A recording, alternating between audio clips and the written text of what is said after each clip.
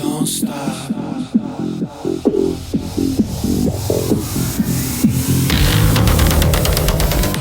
Hi, thanks so much for joining me on the Everything and Anything in a Big Gay podcast. I'm your host, Zach Brandos-Friedman, and I am going to tell you about a really handsome, cute guest that I have on today in just a minute. But first, I want to tell you about a road trip I recently took with a friend and talk to you about something that kind of annoys the shit out of me. And now I can't, when it happens, I notice it all the time.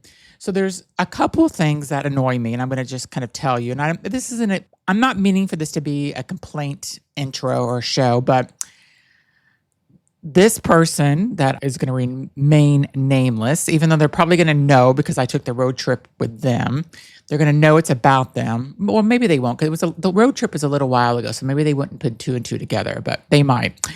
But I was thinking of this because me and my husband recently did a small little road trip, and he started doing this a little bit, but I didn't get annoyed with him about it. But it made me think back about my friend that did this. So we are driving, and as we're driving, this particular friend of mine has to say every single sign, restaurant sign or business sign that we see. And sometimes he's even reading the road signs. So example is, we're just driving down the highway, the freeway, whatever, and he has to say, "Oh, Dunkin' Donuts." I'm like, "Oh, do you want to stop?" Because I'm driving. No, I'm good. Okay. "Oh, Burger King." Okay. "Did you want to stop there?" "No, I'm good." "Oh, there's a mall." Let's say, whatever the name of the mall is. "Highland Mall." "Oh, did you want to stop there?" "Nope." And then he just continuously says every single sign that we pass. Then he starts reading whenever there's nothing on the highway, no businesses, or he starts reading the road signs. 25 miles to Oklahoma City. "Oh, yep. We're not stopping there though, are we?" No, we're not, he says, but he's got to say every single sign every time. And it just drives me crazy. And I asked him, "Why are you saying every business?" I'm not." "Oh, yes, you are." And I know I'm being a little maybe bitchy about this, but it's too much. I don't need to hear every fucking sign. Just have a regular conversation with me. And then I turn on the radio and I have a playlist on my Spotify list and I'm playing. He knows every fucking song that is on my playlist. And if there's a new song that just came out, he knows the words to it because he fucking needs to sing and his voice is not that good. And I'm not trying to be super mean about this, but he thinks he's Diana Ross or something. The way he was singing those songs, I'm like, no, you're not Mariah Carey either. You're none of those. You're not even Mariah Scary. You're not Mariah Carey or Mariah Scary. You would be closer to Mariah Scary because your voice is scary like that. But yeah, it was annoying. And again, he's been my friend for so long. And I'm going to tell him to listen to this. So maybe he'll get it. Because when I was telling him this in the car, he didn't get it. So I'm not saying anything that I wouldn't say to him already. But the other thing that bothers the shit out of me is not just with him, with anybody, is I have an issue. And it's actually a psychological issue when people chew and smack their food. It's definitely, I have read about it and it's popped up on whatever when I was searching because my husband is really a smacker with food. So I thought, I'm not going to do it because it's so gross. It would sound gross on a podcast, but you can just imagine when somebody's eating something and they're smacking their lips, almost after or they're doing a clicking sound with their mouth or something. I don't know. And then also my husband, and again, I love my husband and I feel like I'm being a super complainer, bitchy queen today, and I'm really not meaning to do that. I just was thinking about this morning. I'm like, oh, this would be a good topic because I bet you I'm not the only one that experiences these issues or have these little things that bother you. That's the other thing. And I think that's what it is. That everybody has these little things that drives them crazy. And these are some of the things that drive me crazy. But going back to the food, me and my husband will have ice cream a couple of nights a week.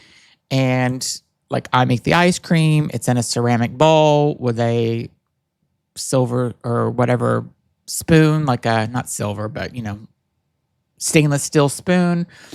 And he goes in and he's eating the ice cream, and he does a thing where he mixes the ice cream up. And he says the same thing every time, which I think is actually very cute, where he says, my grandmother would always say, what are you doing? Making soup? Because he makes it like where it's literally like whipped up and stuff, and it's like a lighter ice cream. And I think it's cute because he's like talking about what his grandmother would say. So he's been whipping his ice cream like this since he was a little kid. I think that's all cute.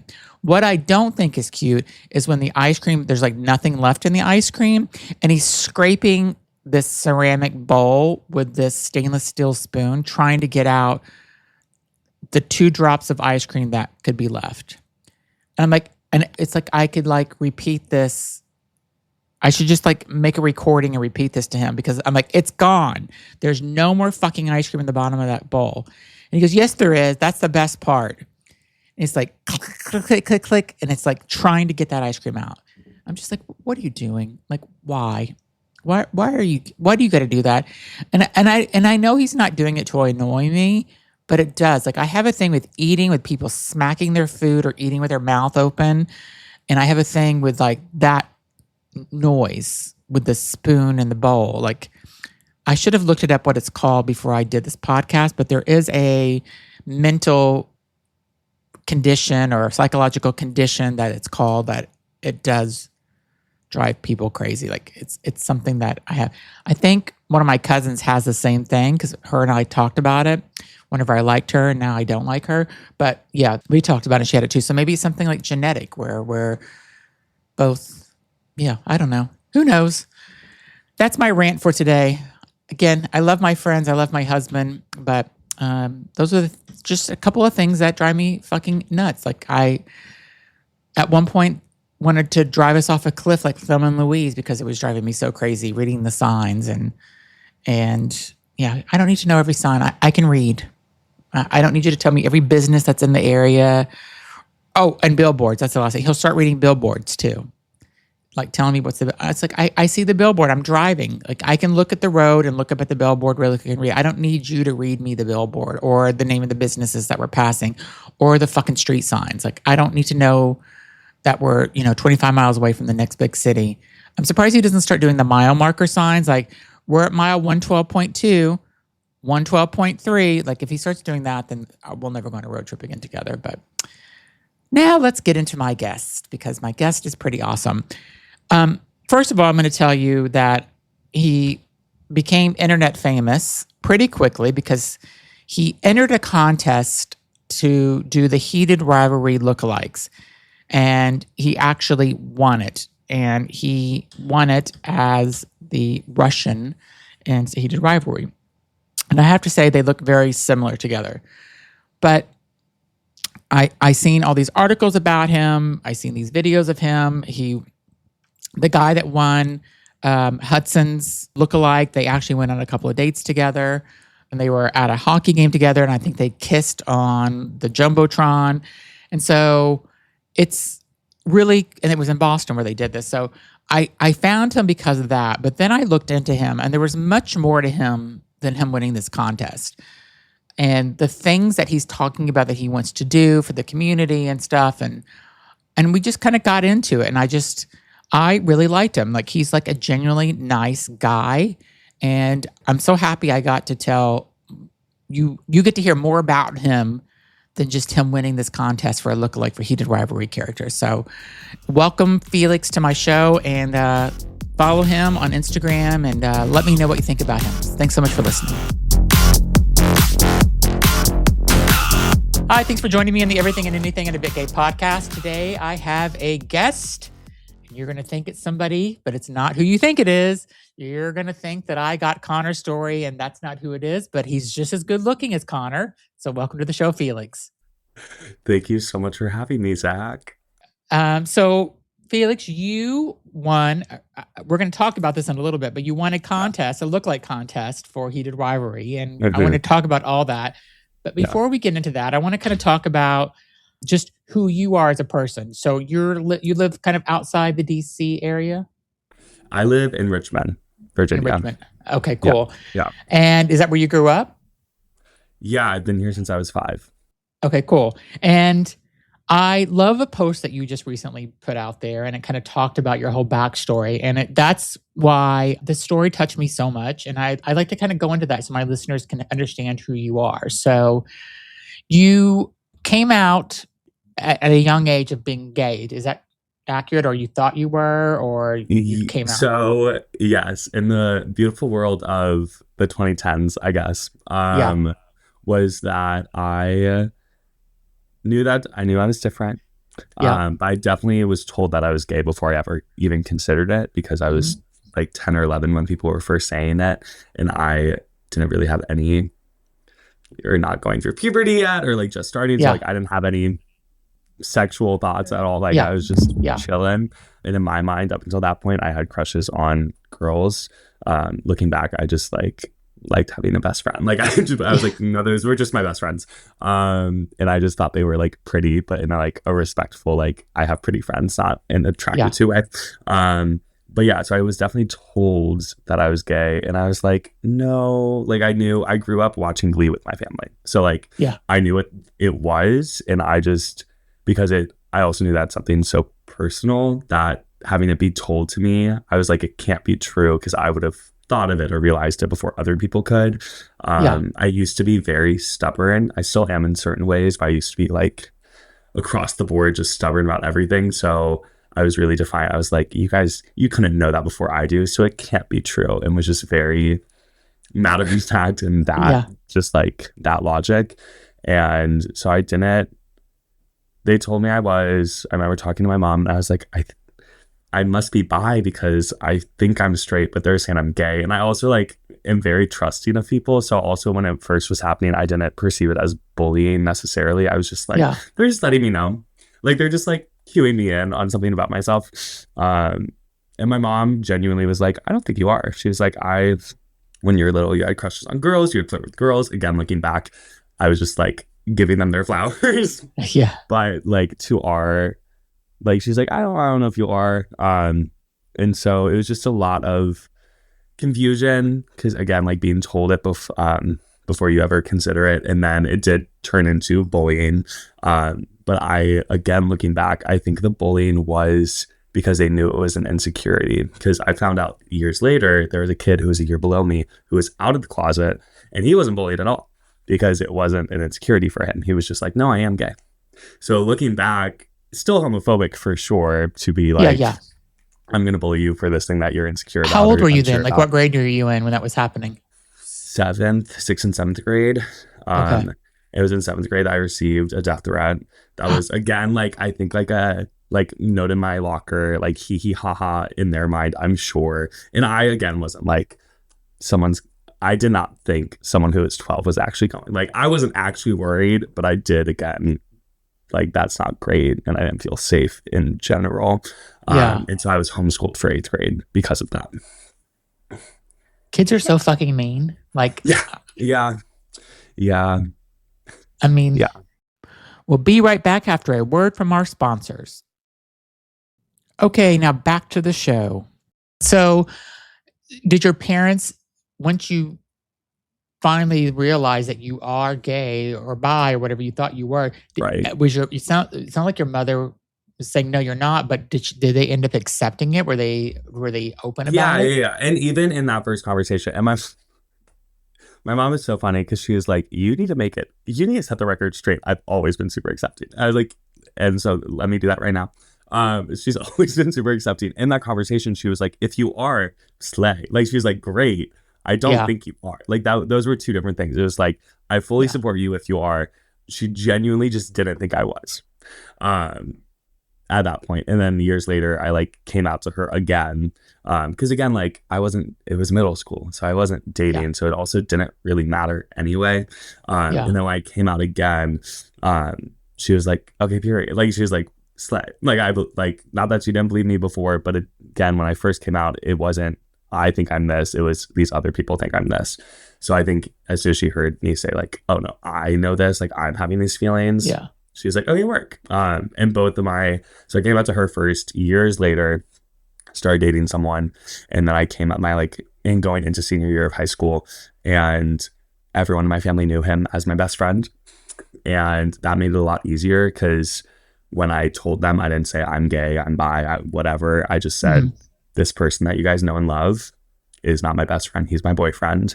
And they were all super great. My dad's reaction was actually like, my dad's reaction made my mom cry in a good way. And I was like, Mom, you're like kind of stealing my moment right now. Yeah. But yeah, he was just like, I mean, he was great. I was like, do you have any thoughts? How are you feeling? Because for a second, it was just like silent. And he was like, well, nothing's changed. Like, I still love you. Obvious. Like, he was like, oh my God, what a stupid question. Like, it doesn't, not that it doesn't mean anything. Like, he sees me, acknowledges me, and knows that, you know, I have a very different life experience than my other siblings, but was very much like unconditional love. And like to the point that I was like, you know, like I was like, you've thought about this. And he was like, it crossed my mind. And I was like, right. I mean, do you realize how lucky you are with that though? Like, because how many kids don't? Incredibly lucky. That first boyfriend, his parents, and I, to my knowledge, it seems like he's doing well now. And I think his parents have maybe come around a little bit, but they threatened to send him to conversion therapy if we don't break up. And did you have to break up? Yeah. They withdrew the threat. They were like, no, we won't do that. But I knew that I couldn't provide more support than they were going to like take away if we were together. So I knew that I needed to remove myself from the situation so that he would like be okay. Because again, like I was 17, like I was in no position to provide the support of a full family, which is what he would be losing. And so I did break up with him, and that was really unfortunate. And there was then a bit of a pattern with the next guy I dated, and the reason we broke up was also not because we like fell out of love, but was because of the circumstances. So I know I'm incredibly lucky to have such accepting parents, and I know I have a lot of close friends who are not in that boat. Yeah. And how did your siblings take it? My sisters were like, Slay Queen. They were like, so happy to have, like, they were all happy for me to like be like exist again. They were all like aware of it. I remember my eldest brother, I have 5 siblings, so I have a big family. Wow. Yeah. There's 6 of us, 3 boys, 3 girls.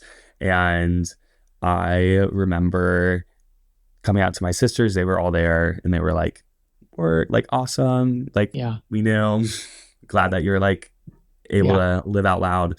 My brother right above me was also like awesome. He was again like, who cares? I was like, right, thanks.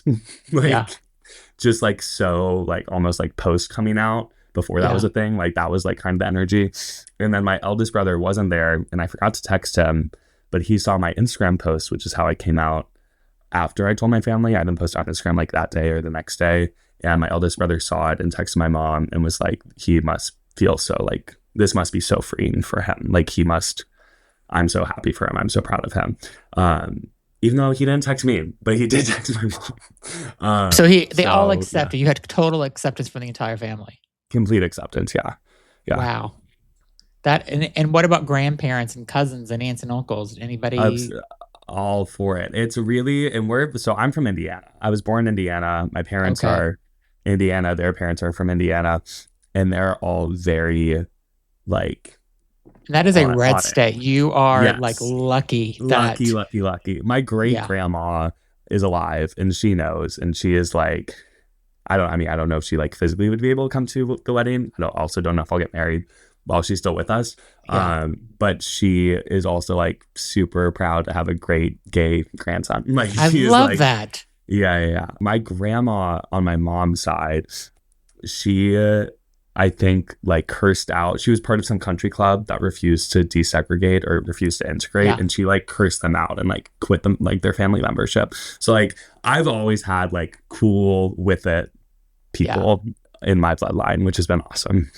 Wow, that is so amazing. Like I'm so happy.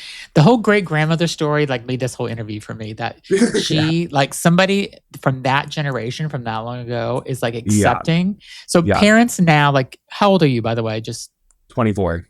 Yeah, so like your parents I can understand because they're not like the boomers or whatever. They're I feel like anybody generation X and below, like are cool with mostly. Well, I shouldn't say Mostly. that. A lot of them. Yeah. More than the Yeah. And so the fact that your parents just, like open arm, that's one story. But then your grandparents and then your great grandparents, and then that's being from Indiana too. Like that is like such an amazing story. Like I'm so happy for you. Thank you. So you're living in Richmond. Are you? And you found this contest, or you heard about it? I guess. Like, tell me the story how you found the Heated Rivalry contest. So I was late to watching the show. I'll admit that too. I was really late to watching the show. I started posting. I have a queer run club in Richmond, and so I would post on TikTok promoting that, and then also would post just random things, and got like 10, 15,000 followers on TikTok, and all again, like most of them are people in Richmond. So people would recognize me in Richmond for my TikToks, especially at queer-owned businesses, because again, my target audience. And so then people started commenting. They're like, "Can you do a Russian accent?" People at some queer bars would be like, "You look just like this guy," and that actually made me wait even longer to watch the show, because I was like, "This is weird." Also, it was like, again, a bunch of women coming up to me, so I was like, "Is this gay media not for gay people?" Which is a whole other conversation, but I did eventually buy the bullet and watch it, and it was great. I loved it. But I was invited to a Lookalike contest in DC at the Anthem, and they're like, there are going to be 6,000 people, $500 cash prize. They messaged me the day before, and they were like, we think you have a really good shot. And I was like, in my mind, I'm hearing I'm going to be winning $500. So I was like, I'm going to go. And then I did. Magic Mike did up on the stage, won. It was great. And then someone reached out to me to model for a Heated Rivalry-themed paint and sip. And so I was going up to DC a few weeks later for that. And then the day before that, I was reached out to the host by the Lookalike contest that everyone knows about. And she was like, hey, come do this contest. And I was like, oh, I think I'm busy doing this other thing. And then she sent me a poster, and it had the paint and sip on it. So it was the same event. And it was just like part 2 was the Lookalike contest, part 3 was the paint and sip. And I was like, oh, so time isn't an issue, but am I allowed to if I'm like working the event? Like, what's the tea on that? And she asked them, and they were like, no, you're more than welcome to. So again, I was like, prize, I'm already going to be there. So I was like, why not? So I was invited to both of them, and they were great. They were awesome. They were a lot of fun.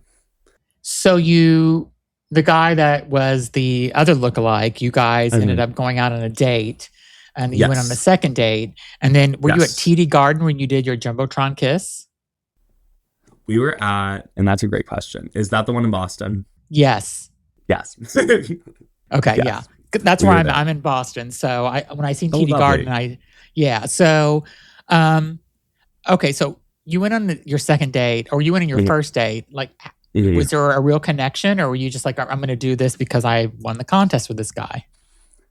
That's so funny. There is definitely a real connection.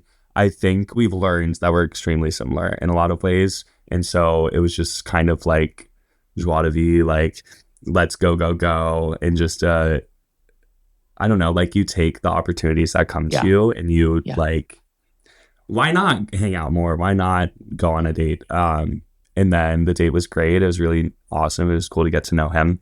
And then a few days later, we had like a month and a half of stuff like planned and booked, because we had press reach out, we had brands reach out. And so that kind of was insane, because I feel like when you start dating someone after a date, you like give it a few days, and it's like, do you want to do that again?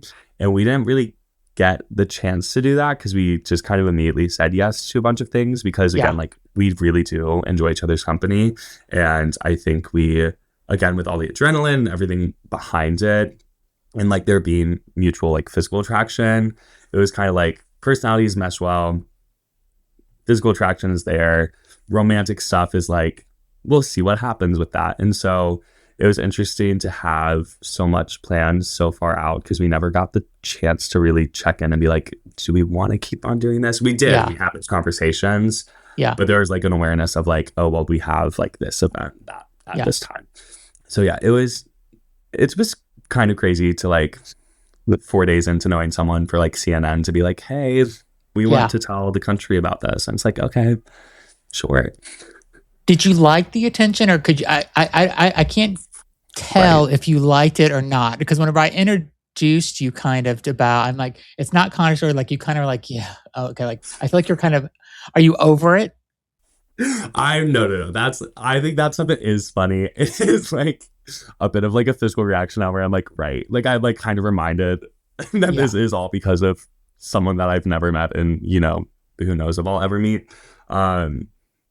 But I think the first 10 days or the first week, I lost 10 pounds just because I had so much adrenaline in my body because I was going through being really excited and being really anxious. It was just kind of oscillating between the two. And in both of those states, just like was not eating, but I was still going to the gym, still doing my run club. So I was like, still burning all the calories that I burned, but not eating at all. I'm now back at the weight I need to be at. So we're good on that front. But I definitely, I mean, it was a lot for sure. I think the jumbotron moment kind of that was really special because it felt nice to be part of like queer representation in the wild, like real life, like gay people you exist. 18,000 people cheering you on. That must feel incredible. Yeah. And you can't do that in every city. You can see it in the video. I think you can see it in the video. I like start crying as soon as like after we pull away from the kiss, maybe like even during the kiss, like I start tearing up just because I was like, wow, this feels like unconditional love at a like societal level, which I didn't think was ever going to happen. So that was really beautiful. And I think that moment for me, I was like, oh, this has all been worth it. Like, haha, funny, like very like in the know details of like just starting to date someone. That I think was a lot. And also didn't really give, I don't know, it's impossible to date in those conditions. Totally. Like that was not ideal at all. And we kind of like said yes and agreed to everything before we like were even given the chance to consider if that would be an issue. And then the jumbotron kiss, I was like, oh, this is worth it. And then after that, whenever press reached out, he and I had a conversation about only doing press if they would talk about who we are outside of the competition, which I was game for. I was like, that's a great idea. I'm going to talk about my startup. I'm going to talk about my run club. And the Impact article, I remember they reached out and they're like, here are our questions. And it was all about the Lookalike contest. And I was like, this opportunity is amazing. I'm not like, can touch on those things. If you're not including my whole story, I will not be doing this. I'm so happy that I had better questions for you than they did. Like because you didn't even ask me what question I was going to ask you, but I did not want to focus only on there's not enough there. Like I wanted to know who you were. And when I seen your story on the Impact story, I'm like, oh my God, this guy went through all this homophobia or, you know, the conversion therapy with the guy that you were dating. I mean, all that I thought was a fantastic story to tell. So, and we'll be right back. Okay, and now back to the show. Would you ever consider coming to like Boston since you've seen all the unconditional love that you got here and it's a liberal city? And, you know, I know that's a big jump and like, who knows like what will happen, but Boston is so like open and liberal. And you've seen that whenever you kissed another man at TD Garden and they were all cheering for you. Like, did that make you like, oh, this is an amazing city? I love Boston. Go Boston. My sister goes to school there, my little sister. And that was actually something that's been crazy about all of this. Her and I took a photo and posted it before the game. And then it was on Twitter of like, the Ilya Lookalike is in Boston. They're definitely going to the hockey game tonight. And I was like, it was supposed to be a surprise. By the brand that sent us. And so I was like, crap. I hope we don't get in trouble. We're already here. But it was like also like the internet sleuths really are like on top of it. But anyway, I loved Boston. I do have plans to move to New York in the fall. Awesome. What are you going to do there? So I want to know what you're doing in the future. So, I mean, you got all this thrown at you, right? Like you're getting picked up by media. You're being asked to go on podcasts. You like magazine articles are written about you. Online stuff is being said about you. I mean, it's got to be like 0 to 100. Like you said, you lost 10 pounds because of the adrenaline. And I mean, like this happens to people and people just like totally freak out and just like can't handle it. Yeah. And did you have that moment where you're just like, damn, I have to, this is too much. I can't wait for this to die down a little bit. I think it's interesting because I have made a lot of friends who are either content creators or influencers, or not that any of them have gone through this like quick up a turnaround of like 0 to 100, but all have audiences, are all recognized in public. And so they've been a great like source of support, and all of them said that I had a good head on my shoulders about all of it, and leveraging this to support my career as was already planned before all of this. They were like, that is everything. And that's something too of, if someone comes up to me and is like, Ilya, can I take a photo? Whatever. I'm like, sure. Yes, of course you can. I blew up because of that. I will always respect that being the reason. And if someone wants to take a photo, I'm more than happy to. I was at the VMFA, Virginia Museum of Fine Arts, has a beautiful lawn where people do prom photos. I was hosting my monthly queer picnic there, and this dad and his son came over and were like, is there a Connor Story over here? And I was like, no, sir, he lives in California. Like, he's not. No, there's not. And he was like, is there a lookalike? And I was like, right. And then he had me go over and take photos with his daughter and his daughter's friends. So like that kind of thing I like is super cute and funny. But when someone comes up to me and they're like, oh my gosh, wait, you're Felix. Like you have this startup and you're like community building for queer people, like all of that stuff. I'm like, all the time in the world for those people who saw all of the posts and read it and know who I am outside of just the Lookalike contest. But again, I have no ill feelings to people who are like, I only care about you making out with that guy and it being hot and you going on a date. I'm like, work like that is slay mama. Like, there's sure. Yeah. And you know, you should you should take it and like take all the opportunities that come with it, you know? I mean, and people I've never seen somebody love a TV series so much as Heated Rivalry, because I tried to watch it twice and I'm like, I'm not into this. Like, I got through maybe the first episode, I'm like, this isn't for me. And my straight girlfriends are the ones that called me and said, you have to watch it. Like, it's so good. I'm like, fine, I'll watch it. But I'm like, it's like softcore porn at the first episode. I'm like, I don't care about this. Like, if I want porn, I'll go watch it on the internet. Like, I don't need this. So, and then I like watch, after I got through the second episode, I'm like, oh my God, I love this story. Like, they're amazing. And then I'm a huge fan of theirs. And I can't wait for season 2 to come out. But it was like you, like I was late to the game. I didn't watch it for the first month or so, or even 6 weeks. Like, it wasn't on my radar. So I didn't watch it until the full show was like over. Like, I didn't watch it until it like, had been out for months. And I was like, yeah, the whole show was out whenever I watched it, because then I binge watched it. Right. Well, I love that you got the attention. I love it that Boston opened up their arms for you. And I feel like you almost were able to take back, like, it almost redeemed the shitty world the shitty people. Like, I feel like it redeemed themselves in a way because of the homophobia that you had to deal with and the bullying that you had to deal with.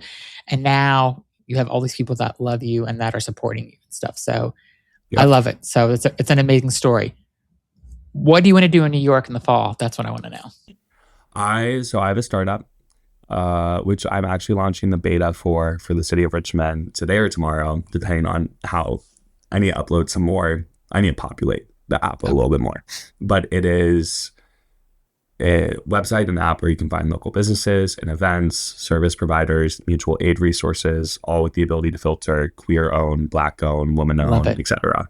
So the idea is shop local, make it easier to travel and experience cities like a local, and then also find safe spaces and support your own. So that's like, one of my friends, I was explaining it to him, and he was like, so it's community in an app. And I was like, yeah, essentially. Is it called Hit the Town? Is that the name of the app? Hit the Town, yes. Okay, awesome. And I'm planning on launching for everyone, at least along the East Coast, in August. And so that's also when I'm planning on moving to New York. I have a Europe trip. I'm going to Portugal and then World Pride. Awesome. And I don't have a ticket home yet. Okay. So we'll see how long I stay in Europe, which then that will also shift my move date. but I'm very, very excited for that. But I think the living in New York, so I have done, before all of this, I had done some modeling of nothing crazy, but just here and there. I did Rocky Horror Picture Show with the Richmond Symphony. It was the full production this past fall. I was Rocky, gold speedo and all. And I just love being around, like I have that creative whatever appreciation and potentially talent within me. And so I think being somewhere where that is in abundance is going to be very good for my soul. So I can work on the startup from wherever. So it's more so about being with the people and opportunities outside of my main career. So like if there's my friend will put on cabaret sometimes and has invited me to do some, and I just haven't been there. And it's like logistically with the startup and Run Club and all my other obligations, it hasn't been like worth it to go up for something like that at this point or when they were happening. And so just being able to be there and knowing all the different friends and all the different art fields, whether it's fashion, Broadway, visual arts, like all the different things, I am excited to just live there and be able to like jump in at those opportunities when they arise. That is amazing. So I think you're going to do really well in New York. I'll just tell you, I moved to New York when I was 24, and it was crazy because I moved there. I had a job that made no money, and it turned out amazing. Like I met my husband that I've been with now for 27 years. We met 3 months after I moved there, and I had no desire. I think you're going to make a ton of friends. New York is the gay people in New York are so incredibly friendly. The LGBTQ plus community are so incredibly friendly.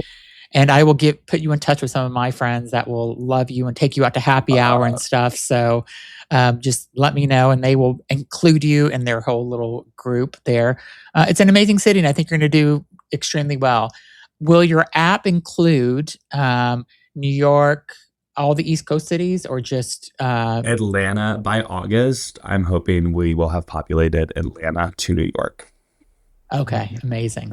So yeah, Atlanta, Savannah, Charlotte, Durham, Raleigh, Richmond, Baltimore, DC, New York, Pittsburgh, Boston. Yeah. Boston. So Boston is north of New York. So we'll see if Boston makes the cut. It is, the app is, there's user input is a big part of it. Like the community aspect is true in a lot of ways. So any user who is like a trusted user, so like they aren't logged in as a guest but have an actual account and have demonstrated like healthy or correct use of the app, can then upload businesses on their own. And any business owner can upload their own business, or they can claim their business if it's already populated in the app. So in theory, if we have the support on the back end to handle all of that data, if the infrastructure is strong enough, I can say, hey, Boston, start populating it yourselves at your own will, and then I will help you populate Boston. Yeah. I will help you do it. And we'll be right back. Okay, and now back to the show. So there's a guy that I interviewed. His name is Jake. He is starting, I think the library is going to launch in maybe July or August. He's been working on this for a few years. It's called the QT Library, Queer Trans Library. And he's basically creating a space for people to come into a library. He's collected thousands and thousands of books over the years. Mm-hmm. He lives in New York. He's opening the space in Boston. I think they have the space last time I spoke to him. I think that's where he was. And they're opening, and it's not just like a library where you go get books. And then it's not alcohol. It's not like a bar or club. Mm-hmm. Like it's a place where kids that are LGBTQ plus can come. It's where adults can come. You can be queer, trans, lesbian, bi, gay, whatever you are, and you're open. They can do events there. They'll do story time. They'll do different things. And it's like, this guy, Jake, I should put you in touch with him because he lives in New York, and you guys would be great together. So, and he's just, I love the fact that he came up with this because he wants to create, because, queer spaces are disappearing. and stuff. And he wants to create that where people can go and feel safe and they don't feel like they have to go to a bar and drink and meet people and stuff. So he's creating that safe space. So I'll put you in touch with him because he's a really amazing guy. Please do. That's how I was taking notes. I was like, okay, yeah, I'll send you all the information, and I'll send you the episode so you can listen to it for him too. But and so what? Like, if I think that you would be a great model as well. Are you considering that? Have you reached out to any of the modeling agencies to see if they would be interested? Because I mean, use the airtime that you've been given and use it as much as you can. You know, that's what I think. You're a great looking guy, and you've done some modeling already. Why not pursue that? Yes, I appreciate that. Yeah, it's interesting. Yes, I think I would definitely consider going to casting calls or reaching out. But I think there is, for certain agencies and also for certain shows, the purpose is that you're looking at the clothes. And so I do think there is, to a degree, the chance of someone being I don't know how to say this, and I might be completely wrong, but I know if I were to be at a show and I saw someone that I recognized for being on social media, I think it would kind of take me out of the experience a little bit. So I think runway stuff, which is what I have done, I think that is maybe out of the question potentially. And we'll see, because I'm also I have too much weight on my body to do high-end runway anyway. I could in theory do swimwear or sportswear stuff, which is that's this much of runway is that sector. But even for that, I'm then a little too small or not muscular enough. So it's you have to be such a specific body type, and I think I want to look good, but I also care about what my body can do. My strength and what my body's capable of is always going to be more important to me than the actual physical aesthetic. And so if that ever lines up that I am where I want to be physically and it looks like what they need it to look like, I would definitely consider working with an agency that is for runway stuff. In terms of shoots or stuff like that, I think commercial work would be really fun. Yeah, and I think if your heart's in Broadway or off Broadway or performing, you should totally do that too, because you're in that's the right city for it. So I've interviewed several people that are on Broadway that do cabarets on my show. I mean, they all live in New York, and they're living the dream of what they wanted to do for their entire life. So if that's what you have, that's what you want to do, I think you should totally go for it because you're in the right city. Yeah, I think I forget what the quote is. It was maybe junior year of high school that I first heard it, and it stuck with me. And every time I've looked it up, I have not been able to find it. If any of your listeners find it, please DM me. But it's something about as soon as a man is their career, that's all they are. So it's if you're Felix the fireman or whatever, it'll always be through that lens, as opposed to being yourself and engaging in a lot of different things. And so I think that's something that I've kind of embodied already in my life, and also working on this startup, but modeling or doing Rocky Horror, always kind of having my foot in many things, I think is been really healthy and good to not pigeonhole myself. And so that's something that I definitely am planning on doing in New York, of if my friend has a reading for a play and I'm able to do it, I'm going to jump in. If there's a photo shoot that I'm able to do, I'm going to jump. I genuinely am ready to jump in and go after any opportunity that comes my way in any of the things, because the worst thing that can happen is no. And I'm no is the same result as if I don't try at all. So there's literally nothing to lose, and there's potentially a lot to gain. And so, I have a lot of friends in New York who are multi-hyphenate, not for the sake of being multi-hyphenate, but genuinely are very talented at a lot of different things and don't feel a need to only pursue one of those things. And I think I'm definitely that kind of person. I love that. Just to ask you again about Connor, nobody reached out. He never reached out to you or had made any comments? No, and I said this in an interview, and I was I don't know if I should have said that, but I realized the other day, which I guess now was 2 weeks ago, I don't follow him on Instagram. I don't follow Hudson on Instagram. It just never happened.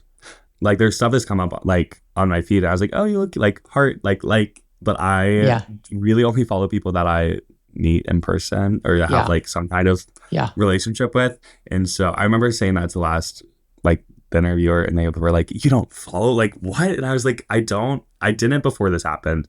It almost feels weird to do it now, because like I know that they are at least somewhat aware of they're totally aware of it, like our existence. And I know a lot of people, someone commented this on my post of Jay, who is Ilya in the Off-Broadway parody, and is a wonderful, wonderful, talented human being. And I believe was nominated for a Tony for one of his past roles. And has like a very healthy like career under him. Someone commented something yesterday that was like, give it up, your 15 minutes are over. Neither of you are a tenth as talented as Connor. And I was like, first of all, don't need to pit us against each other. I'm not trying to say I'm at all as talented as Connor's story. But to my knowledge, between Jay and Connor, one of them is Tony nominated. And the other one, I'm getting Connor put him on Broadway. He will be Tony nominated. I'm sure that will happen in his lifetime. But this random person being like, give like, or like, and not again, that stuck out because there are so few trolls. Like we have received like less than 1% of comments have been hate comments or negative. But that one stuck out to me because I was like, we're all, and this is I think why it's important and I'm grateful for the press that talks about me outside the Lookalike contest, is like I existed outside of Connor's story. I will exist outside of him moving forward. I have a career in life outside of all of this. And so I think it's interesting when people are like, any kind of like, you're using that. And it's like, well, I didn't really choose for the first initial thing to go viral at all. Yeah. And I'm now using it. Not to become an actor or compete with Connor's story. I'm using it to help my startup, which is supposed to help like queer and BIPOC and women-owned business. Like, I was like, I don't understand the hate, but yeah, Connor has not reached out. One cast member and I have talked a little bit, and he has been super, super nice and sweet. And respecting his privacy, I'll keep that to myself. But like that, I have had great conversations, and just like he actually said, it was funny because again, I don't super see personally, I don't know. I don't think I look like Connor's story. And I know some people are on my side of that. I know other people very, very strongly think I do look like him. But talking to this guy, my friend, he has spent time with Connor, and he was like, you guys, when we were FaceTiming, he like shrieked at something I did. And I was like, what was that? And he was like, there's one other person I know who does those mannerisms or has that facial expression, and it's Connor. And I was like, that's weird. Like, I was like, okay, that's valid. He was like, yeah, like so he sees it and he knows Connor. So I'm like, again, it's all weird and random. And again, I'm not trying to come for Connor.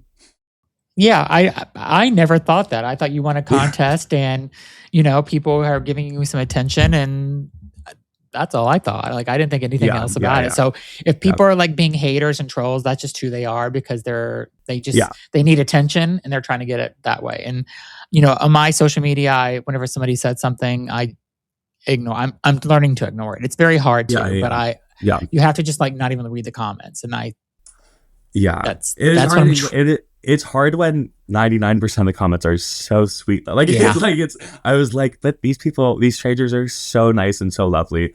But that's I think the reason I like brought up is also like the like tunnel vision that those comments like kind of like imply of like, you 10th is talented. You're talking about someone who's Tony nominated. Like, you actually clearly don't know anything about either of us, because like, again, incredible actor, singer, dancer, all that stuff. Like, so that's the other thing of like that you're ill-informed, which also like makes it easier. It's if they had some comment about like, I don't care that if they like showed that they did their research and we're still a hater, I'd be like, you put in the effort, whatever, like, good for you.